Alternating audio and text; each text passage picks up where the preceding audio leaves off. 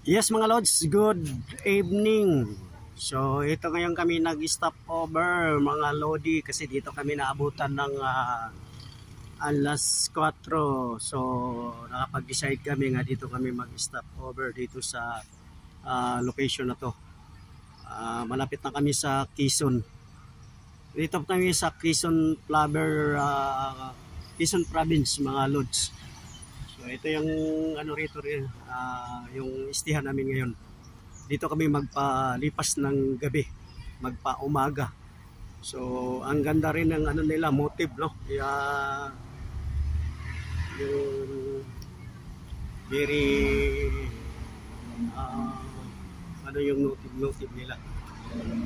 Yan, napakaganda rin. Yan, mga lods. So ito na naman ang inyong lingkod. Strike anywhere mga idol, para sa ating mga pangarap sa buhay.